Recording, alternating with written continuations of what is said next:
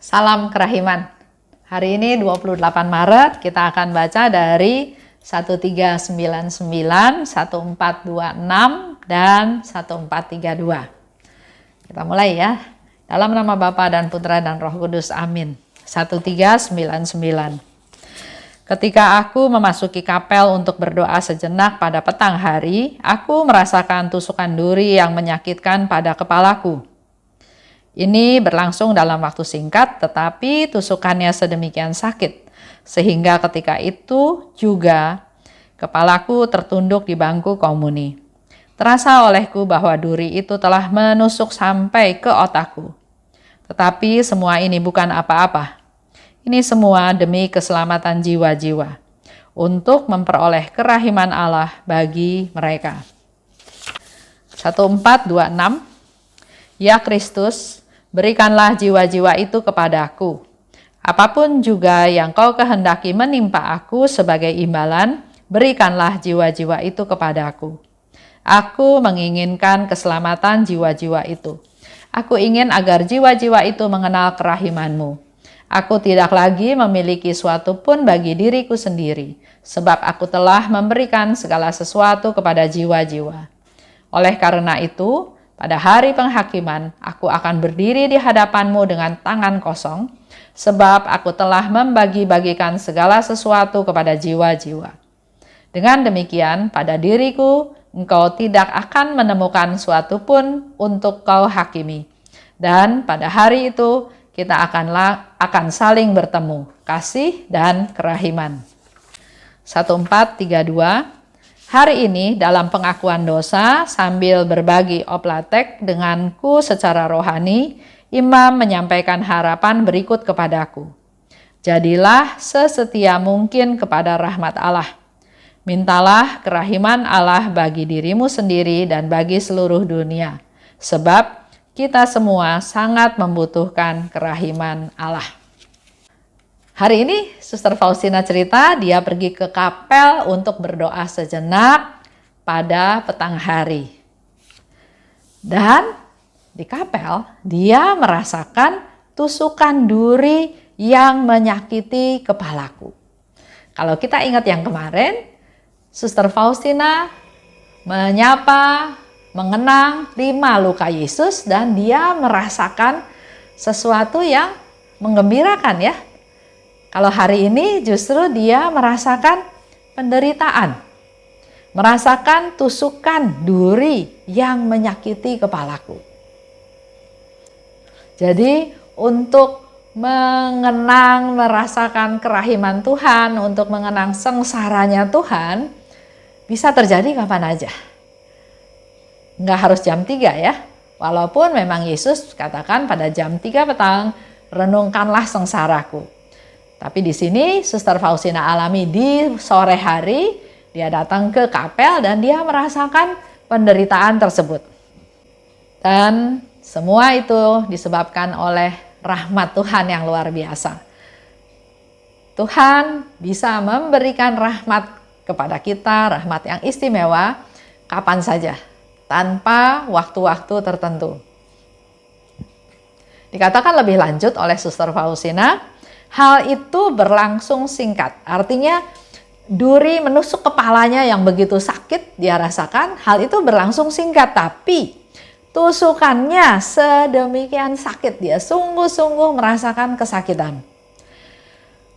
Bahkan sampai dia katakan kepalaku tertunduk di bangku komuni. Dia selalu berusaha untuk tidak menunjukkan penderitaannya pada orang lain. Di dalam diary juga disebutkan oleh Suster Faustina, dia nggak mau ada orang lain tahu betapa dia menderita. Bahkan kalau bisa penderitaan dia juga nggak mau diketahui oleh Yesus ya. Itu yang dikatakan oleh Suster Faustina. Tapi begitu sakitnya duri itu menusuk kepalanya sampai dia tertunduk di bangku komuni. Udah nggak tahan lagi sakitnya. Duri itu telah menusuk sampai ke otakku. Kita bayangkan ya, Suster Faustina katakan duri itu telah menusuk sampai ke otakku.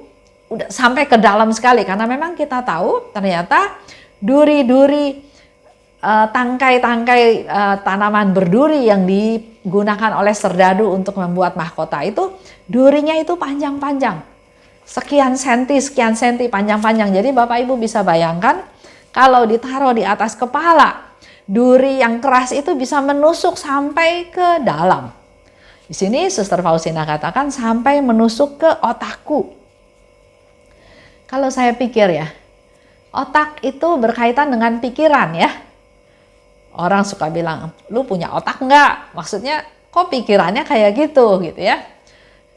Jadi kalau kesakitannya yang dirasakan oleh Suster Faustina sampai ke otak, saya berpikir secara pikiran dia bisa bereaksi. Untuk apa saya menderita seperti ini? Kenapa saya harus menderita seperti ini? Atau ya sudah cepat-cepat bangun, atau nggak usah ke kapel lagi supaya nggak merasakan penderitaan tersebut. Bisa reaksinya adalah mau menghindar, bisa udah cepet-cepet aja doanya supaya nggak merasa sakit terus. Tapi dia tidak dipengaruhi oleh pikirannya. Yang dia lakukan malah dia melawan pikirannya dalam tanda kutip, sampai Suster Faustina katakan ini bukan apa-apa. Jadi segala penderitaan, segala sakit yang dia rasakan, yang dia derita, dia lawan dengan satu kata-kata, ini bukan apa-apa. Yang penting buat dia adalah menyelamatkan jiwa-jiwa. Jadi kalau kesakitan ini dia harus alami, tapi begitu banyak jiwa-jiwa yang diselamatkan, sehingga dia katakan kesakitan ini bukan apa-apa buat dia. Kita juga belajar jangan hanya berhenti terpaku pada sakit. Tapi mari kita bisa melihat sakit ini adalah suatu sarana dalam tanda kutip untuk kita bisa melihat yang lebih besar. Untuk bisa merasakan kasih Tuhan yang lebih besar. Untuk bisa tahu Tuhan peduli, Tuhan datang, Tuhan menolong kita, Tuhan menyelamatkan kita. Semua ini bukan apa-apa, seperti yang tadi dikatakan oleh Suster Faustina ya. Ini semua demi keselamatan jiwa-jiwa, untuk memperoleh kerahiman bagi mereka. Jadi kembali lagi buat Bapak Ibu juga yang mungkin saat ini sedang menderita dengan berbagai hal. Di dalam dunia ini bisa terjadi banyak hal. Mari belajar dari Suster Faustina, mempersembahkan semua penderitaan ini kepada Tuhan dan berani katakan ini bukan apa-apa. Kalau penderitaan ini sebagai silih untuk keselamatan jiwa-jiwa, sebagai cara supaya jiwa-jiwa tersebut memperoleh kerahiman Tuhan. Di 1426, Suster Faustina berkata, "Ya Kristus, berikanlah jiwa-jiwa itu kepadaku." Suster Faustina minta kepada Yesus supaya Yesus memberikan jiwa-jiwa itu kepadanya. Nah, beda dengan kita barangkali ya. Kita nggak mau bergaul dengan mereka yang sedang susah. Seperti yang sering saya katakan, ada istilah jangan bergaul sama orang sial, nanti ke bawah sial. Jangan bergaul dengan orang susah, nanti ke bawah susah. Di dalam kerahiman, kita nggak ikut gaya dunia. Di dalam kerahiman justru kita harus peduli pada orang-orang yang membutuhkan perhatian kita. Bahkan di sini Suster Faustina bilang pada Yesus, berikanlah jiwa-jiwa kepadaku. Dan apapun yang kau kehendaki menimpa aku. Jadi Suster Faustina nggak peduli apa yang akan menimpa dia, tapi dia minta imbalan. Oke, Tuhan lakukan apa yang kau kehendaki terhadap diriku, tapi sebagai imbalan berikanlah jiwa-jiwa itu kepadaku. Suster Faustina mau menderita, Suster Faustina minta imbalan, tapi bukan untuk kepentingan dia. Untuk kepentingan orang banyak, untuk kepentingan jiwa-jiwa yang perlu ditolong. Aku menginginkan keselamatan jiwa-jiwa itu. Itu yang menjadi harapan dari Suster Faustina. Aku menginginkan keselamatan dari jiwa-jiwa itu. Aku ingin jiwa-jiwa itu mengenal kerahiman Tuhan. Kalau jiwa-jiwa ini sudah mengenal kerahiman Tuhan, maka jiwa-jiwa ini dengan sendirinya nanti dia akan semakin hari semakin ingin kenal Tuhan, ingin tahu Tuhan, dan dia akan diselamatkan. Dikatakan lebih lanjut oleh Suster Faustina, aku tidak memiliki sesuatu pun untuk diri sendiri. Apa yang dia punya dia berikan. Begitu pula dengan kita ya, kita coba mulai. Kalau ini bermanfaat untuk orang lain, berikan. Jangan saya punya barang, tapi udah nggak ada gunanya nih buat saya. Udahlah saya kasih. Oke, nggak apa-apa. Tapi akan jauh lebih bagus, walaupun saya punya, saya masih perlu, tapi orang lain membutuhkan, relakan, berikan. Supaya orang lain kebutuhannya terpenuhi dan di sana berlaku ketentuan atau hukum atau kondisi di mana saya lebih mementingkan orang lain daripada diri sendiri. Dikatakan oleh Suster Faustina tadi ya, saya nggak punya apa-apa. Karena apa? Karena semua yang dia punya sudah diberikan kepada jiwa-jiwa. Dia punya hati, dia punya kecintaan, dia punya doa, dia punya kepedulian, dia apapun katakan, semuanya sudah kuberikan kepada jiwa-jiwa. Maka pada hari penghakiman, aku berdiri di hadapanmu dengan tangan kosong. Udah nggak ada lagi.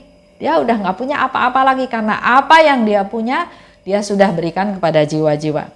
Sebab aku telah membagikan pada jiwa-jiwa. Maka engkau, Tuhan, tidak akan menemukan sesuatu pun untuk kau hakimi. Nah, contoh. Dalam pekerjaan, posisi makin tinggi, kursinya makin sedikit kan ya? Sehingga terjadilah dalam tanda kutip perebutan. Saya merasa paling berhak karena saya bekerja paling lama. Yang lain juga merasa berhak karena berjasa. Ada lagi orang lain merasa berhak bahwa karena dia masih saudara. Banyak orang merasa lebih berhak daripada orang lain untuk posisi tersebut. Akibatnya kursi itu kan jadi rebutan. Karena kursinya satu, yang berminatnya banyak, otomatis terjadilah persaingan. Nah, masalahnya bisa terjadi persaingan yang tidak fair, yang tidak adil, yang direkayasa sedemikian rupa sehingga keinginannya tercapai. Begitu pula dengan, tadi bicara posisi, pekerjaan di kantor. Begitu pula dengan kekayaan, harta. Kita bekerja, apakah bekerja dengan tulus? Atau wah mumpung orang ini nggak tahu harga barang, saya mahalin aja sekali gebuk misalnya. Atau ada orang yang jualannya dengan cara hit and run. Jualan, murah, obral, udah gitu pergi. Nggak ada garansi, barang-barangnya ternyata jelek, ternyata rusak. Contoh yang sederhana ya, orang jualan di pasar.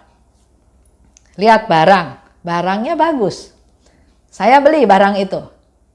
Orang di pasar nggak mau kasih barang itu, dia kasih yang sudah dikantongin. Saya bilang enggak, saya mau barang ini. Enggak Bu, ini udah disiap-siapin supaya gampang, supaya prosesnya cepat. Ya sudah. Begitu dibawa pulang, ternyata buahnya banyak yang busuk, nggak sesuai dengan apa yang dijual. Itu kan artinya sudah terjadi penipuan. Mungkin orang yang jual buah berpikir saya pintar, sehingga buah busuk saya laku.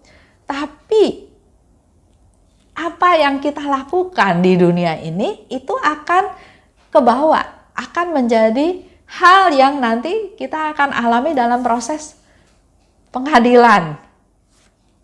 Nah, sedangkan Suster Faustina bilang dia udah nggak punya apa-apa. Dia nggak melakukan apa-apa yang jelek di mata Tuhan karena semua yang dia punya sudah dia berikan. Jadi Tuhan nggak bisa adili dia lagi karena dia tidak pegang apa-apa. Beda dengan contoh misalnya saya yang berusaha merebut posisi tersebut dengan cara yang tidak adil. Menjual barang, misalnya nipu. Nah, hal-hal ini pada waktu nanti saya diadili, hal tersebut akan menjadi sesuatu yang saya bawa. Beda dengan Suster Faustina tadi ya, dikatakan dia nggak bawa apa-apa. Karena semua yang dia punya sudah dia berikan sehingga dia tidak bisa dihakimi. Ini boleh menjadi satu hal juga yang menjadi masukan buat kita semua, bahwa segala sesuatu yang kita perbuat di dunia akan ada hitungannya, bukan hilang gitu aja. Oleh sebab itu, mari Bapak Ibu, saya ajak, mari kita berbagi. Seperti slogan moto dari KAJ tahun ini ya, makin mengasihi.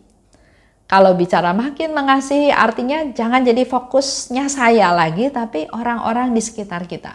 Mari kita tunjukkan, bukan hanya dengan kata-kata, tapi dengan praktek, dengan tindakan nyata bahwa saya mengasihi kamu. Makin terlibat. Kalau dulu barangkali, ya sudah, saya kontribusinya misalnya dana, udah itu selesai. Tapi di sini dikatakan makin terlibat. Jadi selain memberikan dana, memberikan juga tenaga, memberikan juga perhatian, dan apalagi yang bisa diberi supaya kita makin terlibat. Apakah dalam pelayanan, dalam komunitas, dalam berkarya, dan sebagai umat Katolik kita makin terlibat, makin nyata peran kita dalam masyarakat. Makin menjadi berkat. Ini juga sama. Di dalam komunitas Lumen Kristi kami melakukan kebersamaan. Memberi dana, memberi tenaga, memberi waktu, ya itu mari kita sama-sama berbagi dalam hal memberi, melakukan pelayanan untuk orang lain, untuk pihak ketiga. Berikan apa yang bermanfaat buat orang itu, bukan yang saya udah nggak mau pakai. Karena bisa saja saya nggak mau pakai barang ini, saya kasih ke orang, tapi belum tentu orang itu butuh barang itu. Jadi kalau kita berbagi pun, kita memberi pun, berilah yang memang mereka butuhkan, bukan yang saya nggak mau. Waktu Prapaskah ini menjadi waktu untuk kita lebih peduli, untuk kebersamaan, untuk kesempatan untuk berbagi.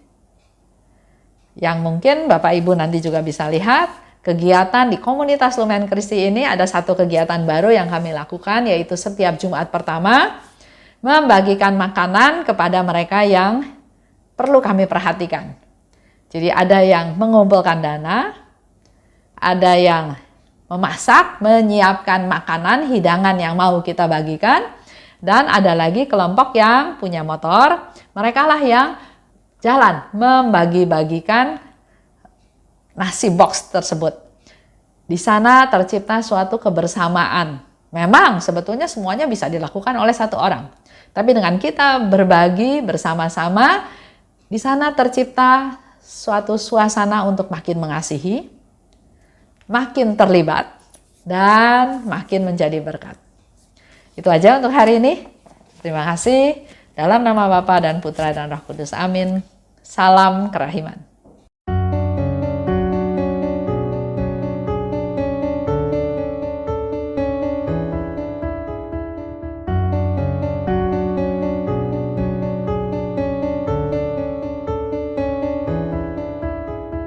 Mengapa engkau membiarkan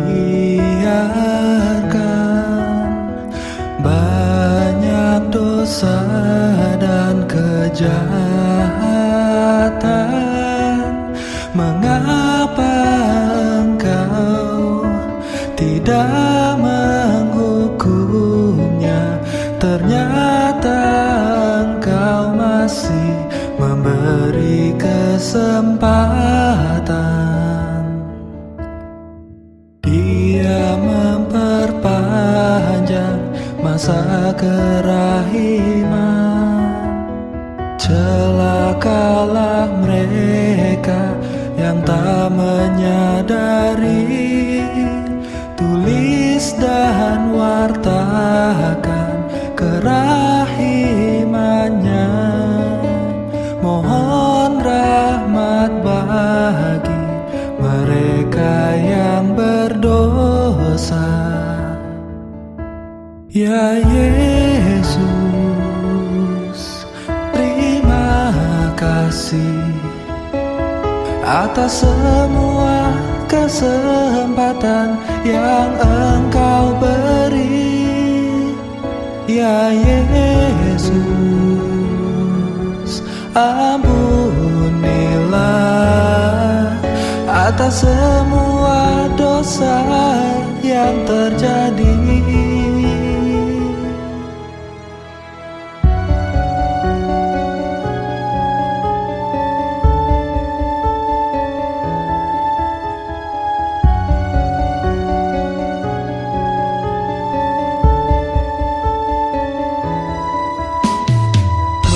Mengapa Engkau membiarkan banyak dosa dan kejahatan? Mengapa Engkau tidak menghukumnya? Ternyata Engkau masih memberi kesempatan. Dia memperpanjang masa kerahiman. Celakalah mereka yang tak menyadari. Tulis dan wartakan kerahimannya. Mohon rahmat bagi mereka yang berdosa. Ya Yesus, terima kasih atas semua kesempatan yang Engkau beri. Ya Yesus, ampunilah atas semua dosa yang terjadi. Ya Yesus, terima kasih atas semua kesempatan yang Engkau beri. Ya Yesus, ampunilah atas semua dosa yang terjadi.